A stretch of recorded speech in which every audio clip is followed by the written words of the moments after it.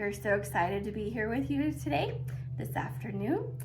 And we are going to be working with our simple folded corners ruler today. We're so excited to show you this fun ruler, and I hope that you enjoy working with it. So let's get to it. Come join me and let's find out how to use this beautiful, simple folded corners ruler.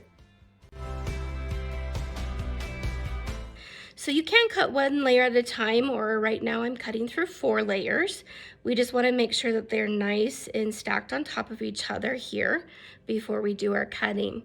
So looking at the ruler, we have kind of 2 ends of the ruler. Let me get this out of the side so you can see it nicely. So on this side here is what we call our trim section. We're going to be trimming our fabrics away. And on this side here is where we're going to square up at the very end to make sure that they're nice and square. So those are the 2 sections we're going to be playing with the simple folded corners. So let's bring our cutting mat back over. And so when we look at this here, it tells us we are going to be using the 1.5 line as our trim line. And what that means is as we come down this ruler, you can see there's my 1 1/4, 1.5. If I keep going, there's 1 3/4 and 2.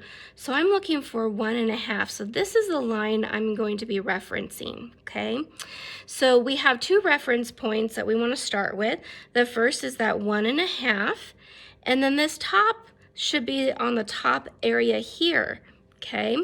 But to keep this square and make sure we have a 2.5 inch square to begin with, we can actually line up in here at our 2.5 also. So again, remember this line is 2, so there's 2.5.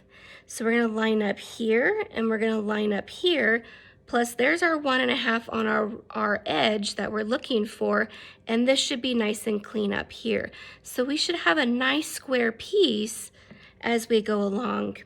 So now we're ready to cut, and we're gonna cut this little triangle off right through here, okay? So let's grab our rotary cutter and let's go ahead and cut this section. So when I go to cut, I like to put my pinky or my little other finger on the outside of the ruler to give some stability.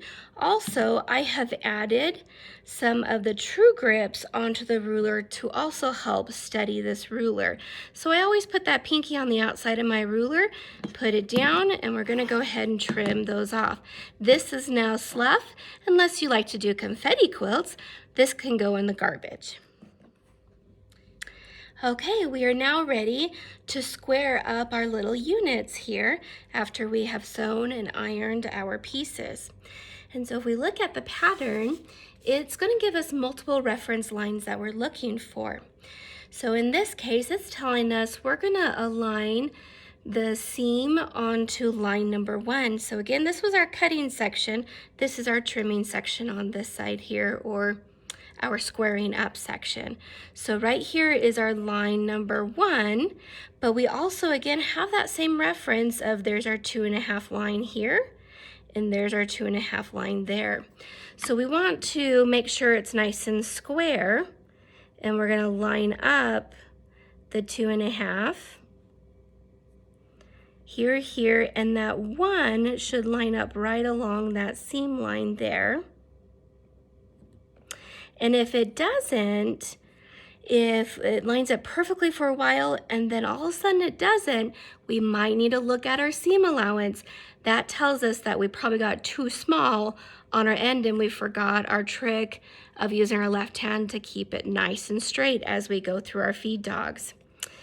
And so we want to make sure that it is nice and straight, or that's how much you're gonna have to ease in order for this to match something else. So if you're okay with that much ease, go ahead and trim the 2 sections, and that's gonna give us our beautiful 2.5 inch square with our corner section. Now when we have double, it's the same concept, we just have a little bit less to reference, but we still have that 2.5, 2.5, our top, bottom, and side here. So here's our 2.5, our 2.5. there's that one line, and it should be pretty flush on both sides there. And we're gonna go ahead and trim those two edges. Let's spin her around.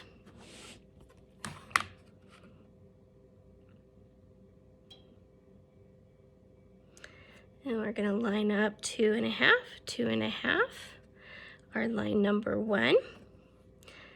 There. So you can see here, we're not always perfect sewers, and that's okay. So that's how much I have to ease. So that's pretty much a drop in the bucket. It's really, really, really small. So we can go ahead and trim those two edges up. And now there is our beautiful square. So that is how to trim up using the Simple Folded Corners ruler.